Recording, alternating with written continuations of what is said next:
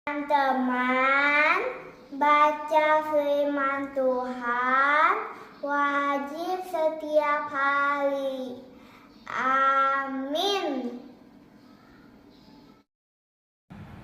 Shalom dan selamat pagi, selamat berjumpa kembali di channel TWK Kajabi Tertindak Menang. Salam sehat buat kita semua. Pada hari ini, yaitu hari yang ke-222, firman Tuhan diambil dari kitab Yeremia pasal 31 ayat yang ke-14 dengan perikop Israel kembali ke negerinya sendiri.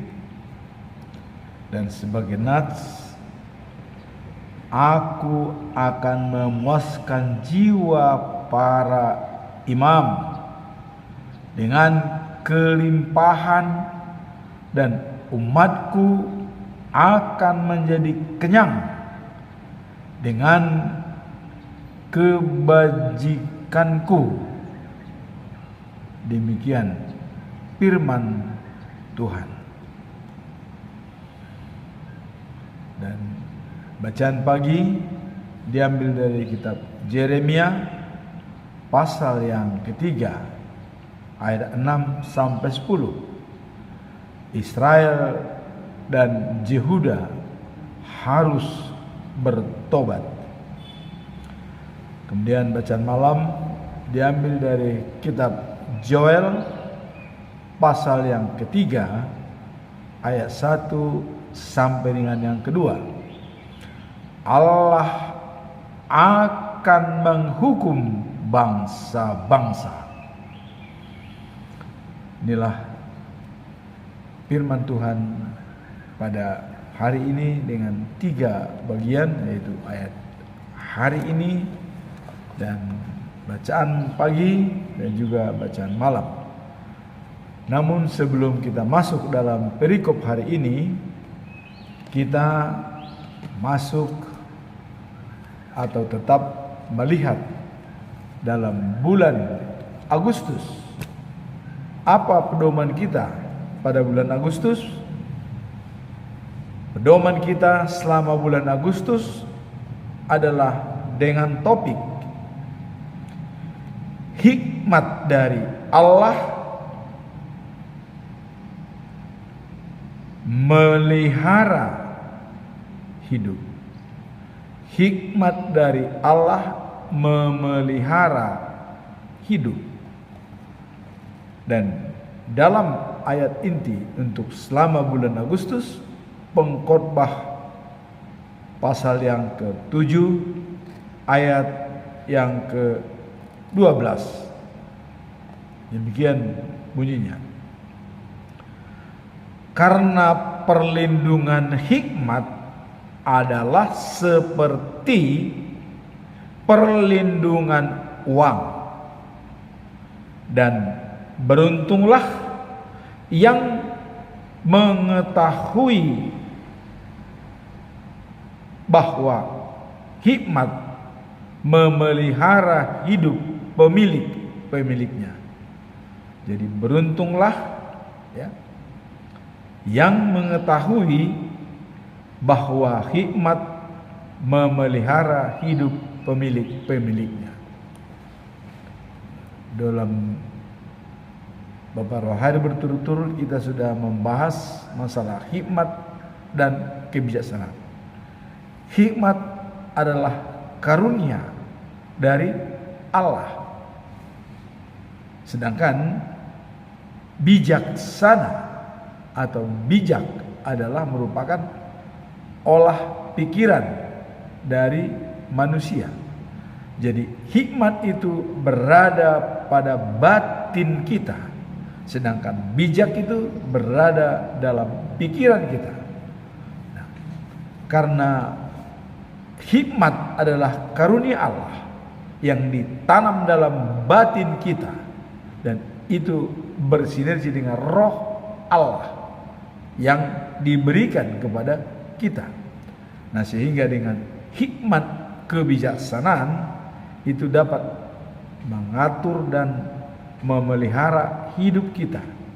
Bagaimana supaya kita tetap berhikmat di dalam menjalankan tugas sehari-hari yang bisa menyelesaikan masalah-masalah yang kita hadapi.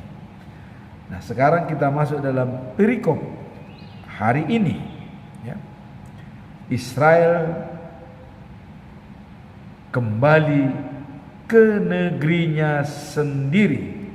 Nah,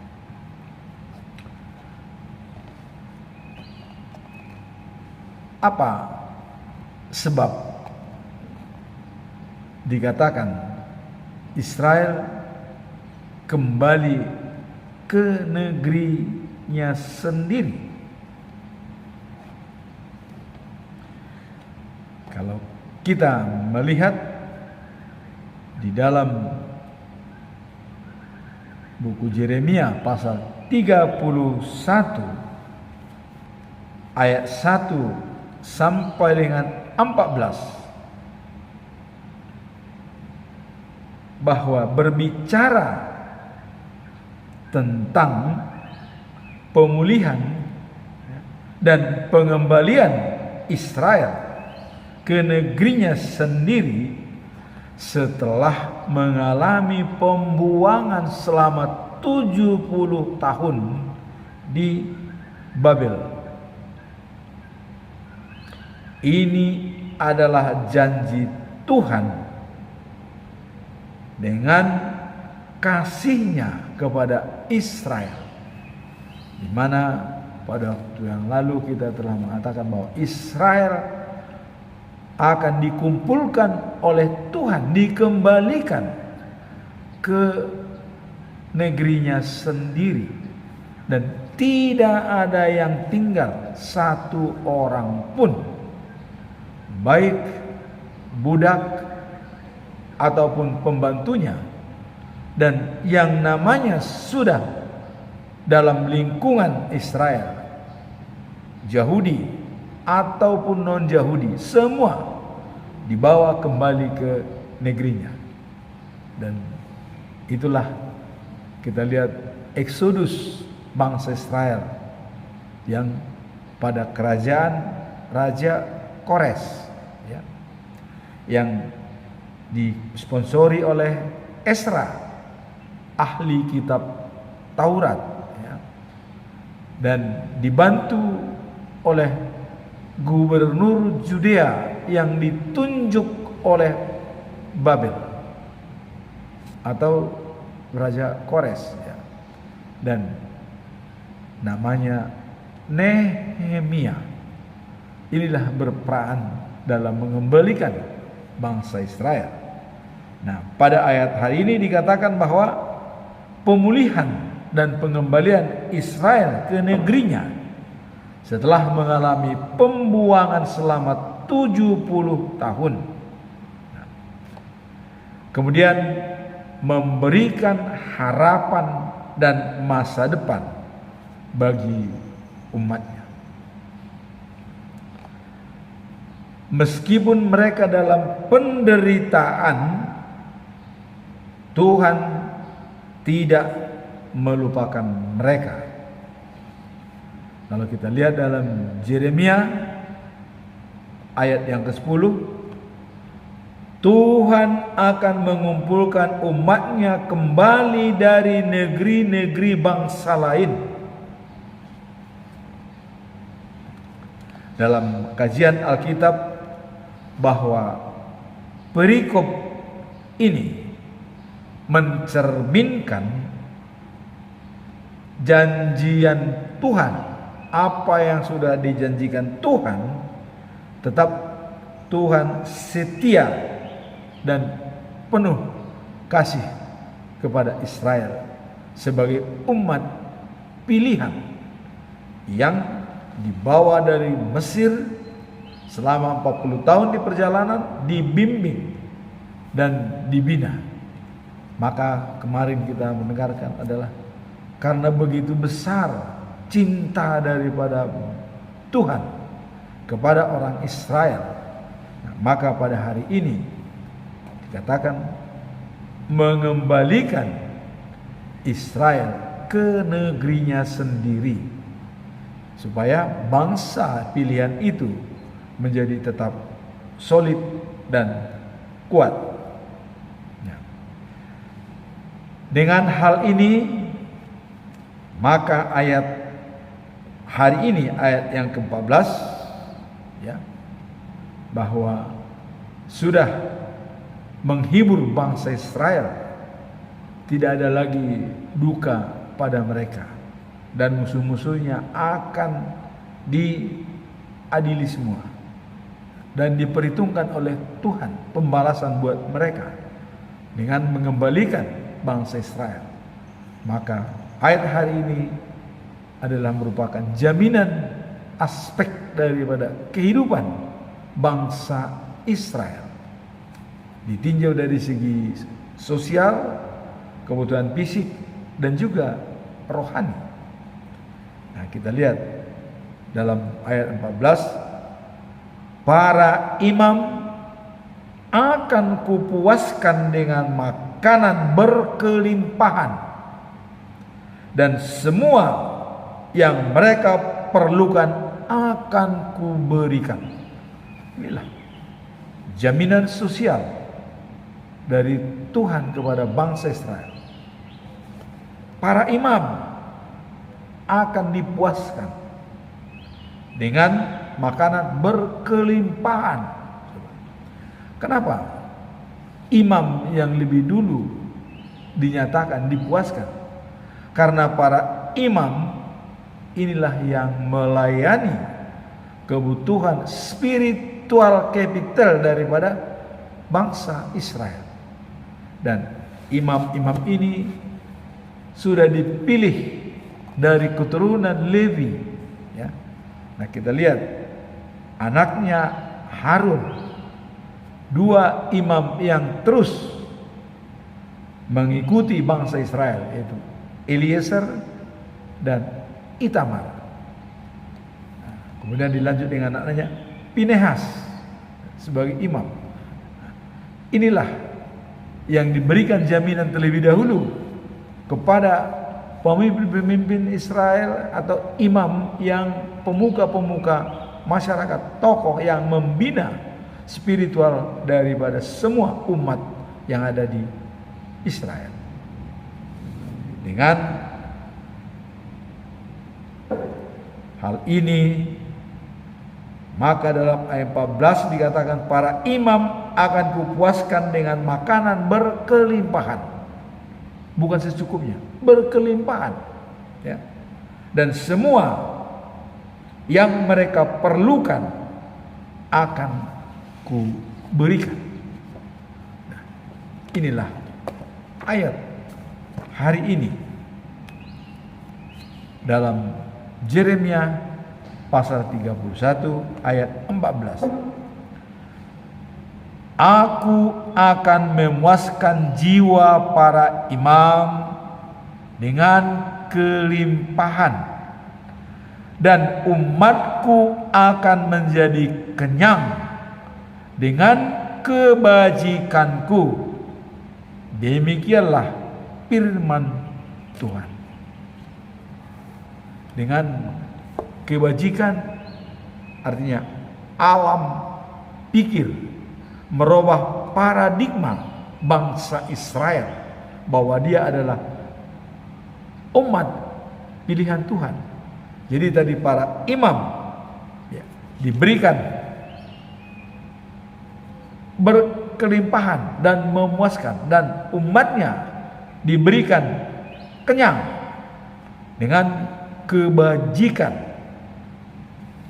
Ini adalah merupakan janji Tuhan yang ditepati, bahwa bangsa Israel setelah mengalami beberapa penderitaan dan dipulihkan kembali. Inilah dengan kembalinya bangsa Israel dari pembuangan untuk kembali ke negerinya sendiri untuk mendapatkan yang terbaik dari Tuhan. Kemudian sekarang kita masuk dalam bacaan pagi yang diambil dari Yeremia pasal 3 ayat 6 sampai dengan 10. Israel dan Yehuda harus bertobat. Nah, jadi kalau kemarin kita mendengar bahwa bangsa Israel patut dihukum karena mereka membelakangi Tuhan sebagai sumber hidup, ya, dan membangun kolam yang bocor sehingga sia-sia. Itu kata Tuhan. Dan digambarkan mereka seperti unta betina, ya, yang berada di gurun pasir, yang pada saat dia birahi dengan gampang dengan pejantan lain. Dengan mudahnya Israel, ya, melacurkan diri dengan berhala-berhala. Dan ini patut dihukum, kata Tuhan. Nah, sekarang bahwa Israel dan Yehuda harus bertobat. Kalau kita lihat perikop ini, pesan Tuhan pada Yeremia. Apa yang kau lihat tentang Israel? Kata Tuhan kepada Yeremia. Nah, wanita yang tidak setia itu, jadi ia meninggalkan aku dan melakukan pelacuran di atas setiap bukit yang tinggi dan di bawah setiap pohon yang rindang. Ini menggambarkan, ya, bahwa Israel itu adalah wanita. Tuhan adalah sebagai laki-laki, suami. Nah, jadi ini dalam pelacuran, kata Tuhan, adalah mereka menyembah berhala, menyembah dewa-dewa di bukit-bukit dan di bawah pohon-pohon rindang. Inilah yang dikatakan Tuhan itu sebagai pelacur, ya, meninggalkan Tuhan, melacurkan diri kepada dewa-dewa, menyembah yang tidak ada artinya bagi mereka. Ini dikatakan Tuhan. Coba kau lihat Yeremia katanya. Nah, ini peringatan Tuhan. Nah, kemudian dikatakan bahwa setelah perbuatannya, saya kira dia kembali padaku, kata Tuhan. Malah pergi melacur, katanya. Masih pergi menyembah berhala. Dan dikiranya dengan perbuatan itu mungkin sudah bisa kembali. Tapi malah pergi melacurkan diri lagi. Itu sebabnya aku menceraikannya, ya, dan mengusirnya, Yehuda dan Israel, ya, yang tidak setia.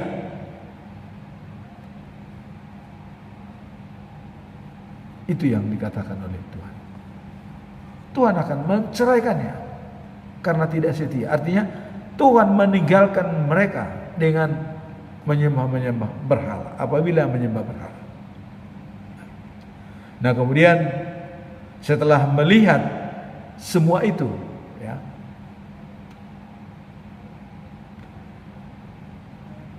tapi tidak menjadi kembali,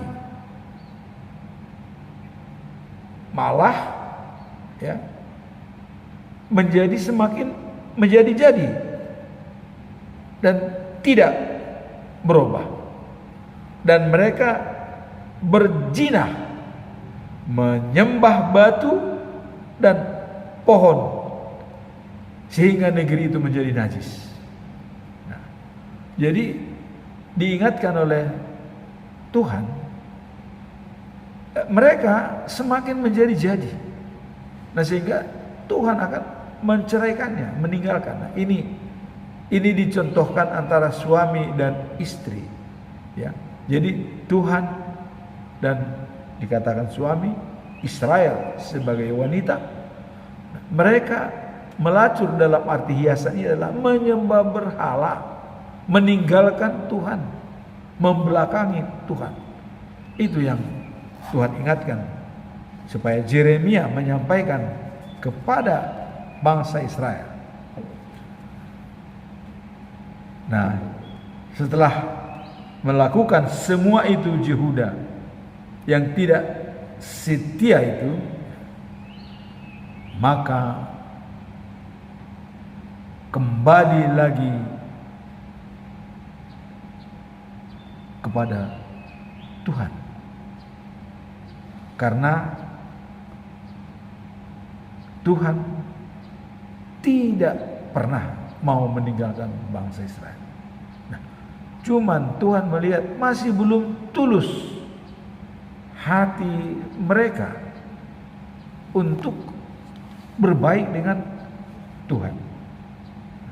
Maka di sini diingatkan Israel dan Yehuda bertobat, tinggalkan semua yang berhala-berhala yang tidak bisa memberikan hidup kepada mereka.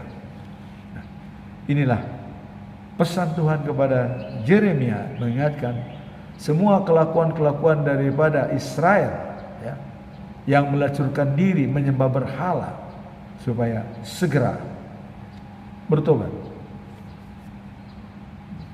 Jadi Tuhan berkata, akan tiba waktunya aku akan menjadi Allah semua suku-suku Israel, dan mereka menjadi umatku. Ini yang menjadi kesimpulan. Akan tiba waktunya. Kemudian bahwa perjalanan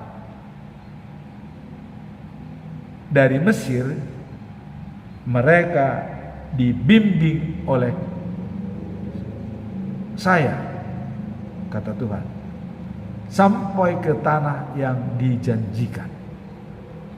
Maka akan tiba waktunya, aku akan menjadi Allah mereka dari semua suku-suku Israel. Nah, kalau kita lihat dalam janji Tuhan dalam Yeremia pasal 31 ayat 33, Tuhan mengatakan, hukum-hukumku akan kutaruh dalam batin mereka dan kutulis dalam hati mereka, supaya aku menjadi umat, aku menjadi Allahnya, dan mereka menjadi umatku. Jadi di sini dikatakan akan tiba waktunya. Itulah dijanjikan oleh Tuhan kepada bangsa Israel melalui Nabi Yeremia.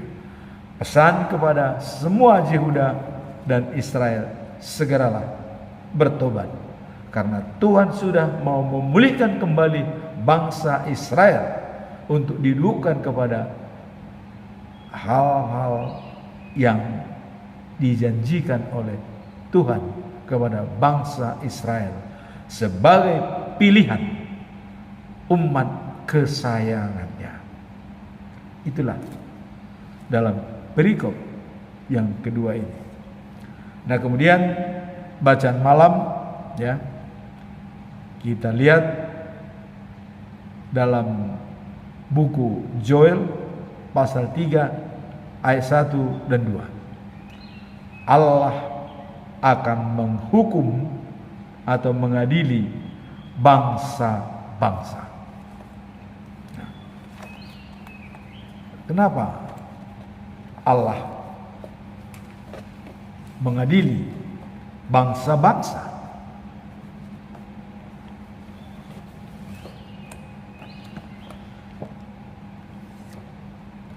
Apa makna dan tujuan perikop ini? Allah mengadili bangsa-bangsa.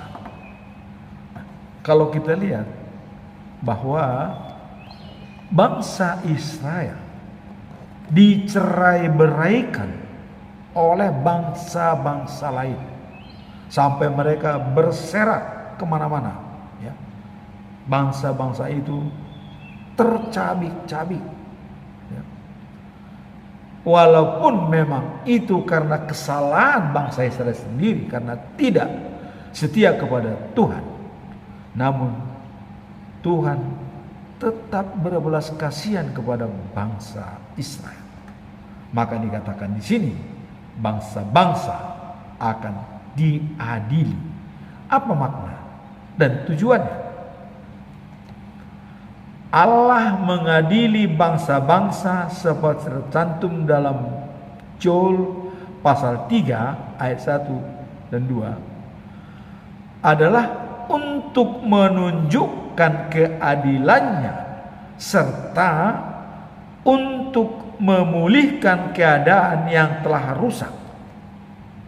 Inilah tujuan daripada Allah. Jadi untuk menunjukkan keadilannya serta untuk memulihkan keadaan yang sudah porak-poranda pada Israel. Maka dikumpulkan kembali bangsa Israel untuk pulang ke negerinya sendiri, dan bangsa-bangsa lain yang pernah mencerai-beraikan mereka akan diadili oleh Tuhan Allah. Itu adalah akibat dosa dan ketidakadilan. Allah mengatakan, Dia berhak mencampuri urusan bangsa-bangsa. Semua bangsa di dunia ini Allah berhak, bangsa manapun. Nah, apakah ada kaitannya dengan pertikaian bangsa Israel saat ini dengan Hamas yang dianggap teroris? Kalau dengan Palestina, Israel tidak berperang, tapi dengan Hamas itu pun karena hanya masalah sepele, ya. Nah, apakah Tuhan tidur melihat ini? Tidak. Bangsa yang sudah diyakini dan sudah disayangi itu tetap dipelihara sampai kapan. Nah, maka di sini dikatakan Dia berhak mencampuri urusan bangsa-bangsa yang berbuat jahat, dan penghakiman ini adalah bagian dari rencana keselamatan bagi umatnya. Jadi demi penyelamatan umatnya, bangsa Israel, itu harus dilakukan, ya, pengadilan. Ya, maka ya kita lihat dari sejak perang tahun 48 dari Israel mau merdeka sampai hari ini. Coba kalau kita lihat Israel tuh luasnya berapa sih? Istilahnya dunia, ya, maaf kata ini. Ya, kalau istilah orang-orang yang ini, bahwa dunia itu berkumpul semua bersatu, nggak ada apa-apanya, habis Israel itu. Tapi karena dia bangsa pilihan, ya, sulitlah. Nah, saya katakan sebelumnya, kenapa Asyur, Irak, ya, sudah tunduk, dan Mesir sudah ada perjanjian Camp David. Sebelumnya Irak dan Mesir dan Asyur ini memang sangat terkenal dalam sejarah bangsa Israel. Kenapa? Karena pada waktu mereka menyembah berhala, Israel minta bantuan ke Mesir dan Asyur, Irak, karena di sana sesuai berhala semua yang disembah pada waktu itu, ya, berhala. Maka Tuhan mengatakan, mengapa kau minta bantuan kepada Asyur dan Mesir? Mereka sendiri sudah kutolak, kata Tuhan. Ditolak itu karena menyembah berhala. Nah, kalau saat sekarang ini sudah lain, ya, karena tidak lagi menyembah berhala dan sudah punya pilihan untuk memuji dan memuliakan Allah. Akan beda ceritanya, ya. Nah, tapi dulu seperti siapapun bangsa yang menyembah berhala akan ditentang oleh Tuhan. Maka Israel mengatakan, maka Tuhan mengatakan kepada Israel, jangan minta bantuan kepada Mesir dan Asyur, karena mereka sudah kutolak. Ngapain? Apa keuntunganmu? Sembahlah saya, kata Tuhan. Saya yang harus memperbaiki nasibmu, kata Tuhan. Nah, jadi sekarang ini, ya, dalam ayat ini bahwa Tuhan berhak mencampuri urusan bangsa-bangsa yang berbuat jahat dan menghakimi. Artinya penghakiman ini adalah bagian dari rencana keselamatan bagi umatnya. Jadi Tuhan mencampuri urusan itu untuk menyelamatkan umatnya, bukan dalam hal perang. Tuhan sendiri tidak mau kematian seseorang dalam dosa, tidak mau Tuhan. Tapi di sini dikatakan dia berhak mencampuri kalau ada yang berbuat jahat, ya. Dia akan menghakimi untuk keselamatan umatnya. Jadi umatnya itu dijaga terus. Ya. Karena tadi sudah dikatakan dalam Yeremia pasal 31-33, kutaruh hukum-hukumku dalam batin mereka. Batin itu hikmat, ya. Kemudian kutulis dalam hatinya kebijakan. Dan aku Allah mereka menjadi umatku. Nah, di sini dalam rangka penyelamatan umatnya, Tuhan Allah membuat kebijakan untuk menghakimi dan mencampuri urusan bangsa-bangsa yang berbuat jahat. Pertanyaan sekarang, masih berlakukah itu sampai sekarang? Ya, kita lihat Tuhan tidak pernah alpa dalam setiap permasalahan. Dia adalah alfa dan omega, ya. Awal dan akhir, apalagi di tengah-tengah. Alfa dan omega, awal dan akhir, dia di tengah pun dia, diikuti semua perkembangan ini. Nah, di sini demi penyelamatan umatnya dia akan bertindak. Tuhan Allah bertindak untuk menyelamatkan umat siapapun. Umat yang percaya kepada dia akan diselamatkan, bukan hanya Israel, bukan. Siapapun. Kita pun kalau sudah percaya kepada dia pasti diselamatkan dari yang lain. Jadi bukan hanya bangsa Israel saja yang mau diselamatkan, semua bangsa di negara ini. Apakah kita menyembah berhala atau menyembah Tuhan? Ya. Dan penyembahan itu bagaimana sebenarnya cara kita menyembah Tuhan? Sudah diajarkan dalam Alkitab. Ya. Dan Yesus sudah mengatakan, akulah jalan, kebenaran, dan hidup. Tanpa melalui aku tidak ada yang sampai kepada Bapa. Nah, terus melalui siapa kita mau pergi? Nah, jadi sudah jelas bahwa dalam Alkitab dijelaskan, ya, akulah jalan dan hidup dan kebenaran. Tanpa melalui aku tidak ada sampai ke Bapa. Kenapa dikatakan tanpa melalui Yesus tidak sampai ke Bapa? Karena Yesus itu sendiri adalah Bapa. Nah, jadi kalau kita tidak percaya kepada Dia datang ke dunia ini, nah terus mau apa kita? Coba, saya mau tanya kepada teman-teman yang tidak percaya kepada Yesus, mau apa? Dia sudah mengatakan, aku Alfa dan Omega. Bahkan di perdebatan orang-orang, Yesus itu umurnya berapa sih katanya? Lebih tua mana Yesus dengan Maria katanya? Ini orang berbicara bukan dengan roh, tapi berbicara dengan logik-logik pikiran yang kedagingan, bukan dengan berbicara roh. Coba kalau roh Allah berada pada dia. Coba kita lihat. Waktu Yesus dibaptis, ya, begitu dia keluar dari air, apa yang terjadi? Langit terbuka. Sekarang langit terbuka, siapa yang bisa membuka langit? Teman-teman semua, siapa yang bisa membuka langit? Coba, kalau bukan Allah, dibuka langit. Apa dikatakan? Inilah anak kesayanganku, kepadanya lah aku berkenan. Jadi Allah kepada dia berkenan. Kalau ada orang tidak berkenan kepada dia, tidak berkenan kepada Allah. Begitu. Jadi jangan coba-coba tidak mau kenal dengan Yesus, maunya kenal dengan Allah, percuma. Ya. Allah sendiri itu Yesus datang ke dunia. Cuma dia tidak mengatakan akulah Allah, karena ada kode etik dari Allah. Kalau Allah turun ke dunia, manusia itu mati.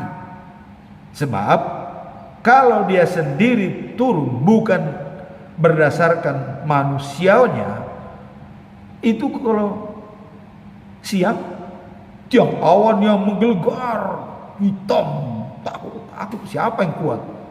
Malam, tiang api, siapa kuat? Coba dekat, kalau ada tiang api begitu besar terjadi, matilah kau, ya kan? Maka Musa, waktu itu bangsa Israel, Musa, udahlah, jangan kami bertemu dengan Tuhan Allah, kamu sendirilah, nggak kuat kami, mati kami, katanya.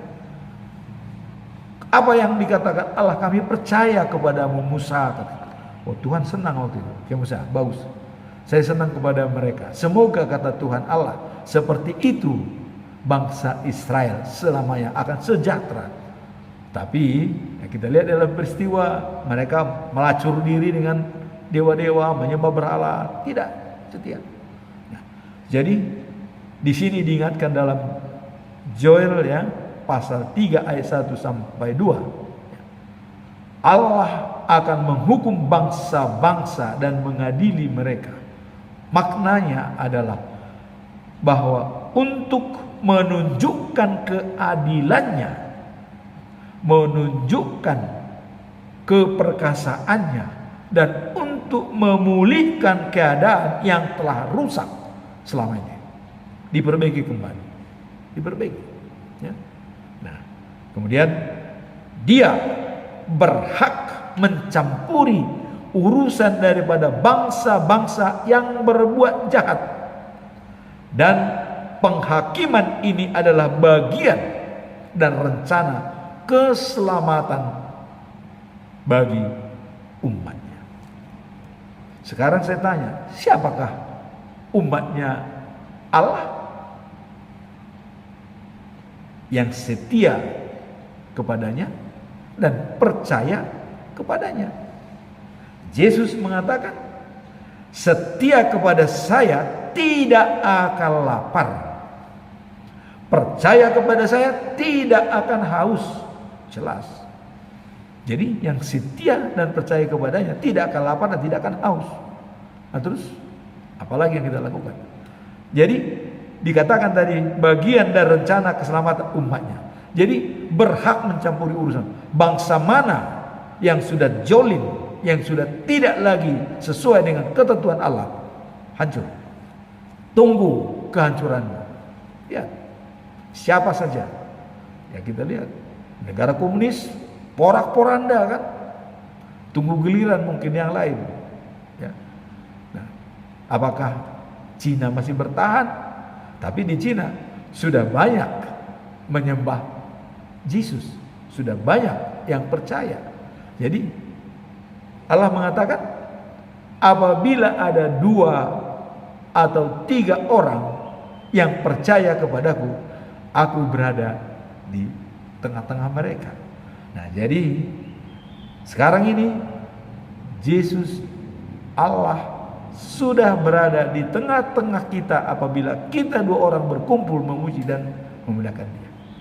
Inilah penyelamatan yang diberikan oleh Tuhan, sehingga bangsa-bangsa akan diadili dan Allah mencampuri urusan bangsa-bangsa yang jahat dan memberikan pengadilan atau penghakiman demi keselamatan umatnya. Nah, cuman penghakiman ini kita kadang-kadang susah membaca. Kalau diberikan bencana banjir, itu termasuk gempa bumi di mana ini, itu termasuk. Semua itu tidak akan terjadi kalau tidak seizin Allah. Ya. Maka dalam khotbah kemarin kita selalu dalam membuat rencana harus seizin Allah. Jadi kalau teman-teman muslim, insya Allah katanya, kalau Tuhan mengizinkan, harus seperti itu. Kalau Tuhan mengizinkan, saya akan berbuat ini. Jadi tetap kita memakai harus bila Tuhan mengizinkan. Jadi semua terjadi di dunia ini, kita lihat ada gempa, ada banjir, ada tanah longsor, semua itu adalah dengan tangan Tuhan yang menjalankan. Kemarin kita mengatakan karena kemunafikan bangsa Israel, air dari langit tertahan, hujan tidak turun dalam musim semi, bisa ditahan oleh Tuhan. Jadi bukan pawang yang menahan hujan, bukan. Tuhan yang menahan hujan, mau datang atau tidak. Dia memperhitungkan kemana diberikan hujan ini, kemana diberikan, kemana ditahan, kemana diberikan. Nah, tergantung. Jadi ayat kemarin katakan bahwa karena bangsa Israel ya tidak patuh kepada Tuhan, maka ditahan. Air hujan dari langit ditahan, tertahan di langit, tidak diturunkan. Jadi begitu juga masih berlaku kayak itu sampai sekarang, berlaku. Nah, jadi dengan ayat hari ini, tujuan perikop ini adalah untuk mengingatkan keadilan atas perbuatan yang tidak adil yang telah ya dilakukan oleh bangsa-bangsa. Nah, makna daripada Joel pasal 3 ayat 1-2, karena sesungguhnya pada waktu itu aku akan menegakkan semua bangsa-bangsa dan membawa mereka turun ke lembah Josafat, dan aku akan mengadili mereka di sana karena umatku dan milikku Israel yang telah mereka cerai-beraikan di antara bangsa-bangsa, dan tanahku telah mereka bagi-bagikan. Jadi ini pernyataan Tuhan. Jadi apakah Israel sekarang itu dalam menghimpun tanah-tanah itu supaya tidak tercabik-cabik? Kita tidak tahu. Tapi Tuhan mengatakan, karena tanahku dibagi-bagikan, karena tanahnya Tuhan yang diberikan kepada Israel itu udah dibagi-bagi, tercabik-cabik. Ada yang mengambil, ada yang begini. Nah ini mau dikembalikan. Sesungguhnya pada waktu itu aku akan ya mengguncang semua bangsa-bangsa, ya, supaya mereka tahu bahwa Israel adalah milikku. Inilah ayat hari ini ya menunjukkan bahwa Allah memiliki rencana untuk ya menjadikan bangsa-bangsa ya yang berbuat jahat itu diperingatkan dan diadili. Nah, sehingga ada pemulihan daripada bangsa Israel dengan sekembalinya dari pembuangan Babilonia selama 70 tahun. Nah, sekarang apakah ayat ini masih berlaku sampai sekarang, bahwa cinta Tuhan terlampau besar bagi umat Israel sehingga tetap disayangi ya, walaupun mereka durhaka tetap disayangi ya. Tapi durhaka mereka bukan durhaka karena pekerjaan, tapi durhaka karena menyembah berhala. Itu aja sebenarnya, bukan karena kelakuan mereka jahat seperti kriminal lain, tidak. Karena menduakan Tuhan aja, itu aja durhakanya kata Tuhan. Tapi itu diterima kembali. Kalau mereka sudah menyembah Tuhan kembali, semua akan kembali normal.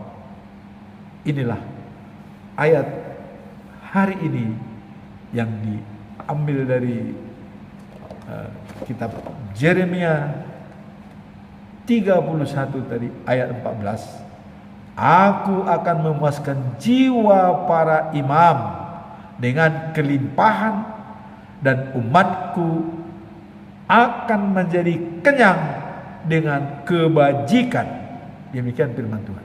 Jadi kebajikan itu ya kita kemarin telah belajar bahwa pikiran yang sehat, memberikan pikiran yang sehat. Jadi memberikan kebajikan, kenyang dengan kebajikan artinya kenyang dengan pikiran yang sehat berdasarkan batin atau hikmah yang diterima oleh mereka.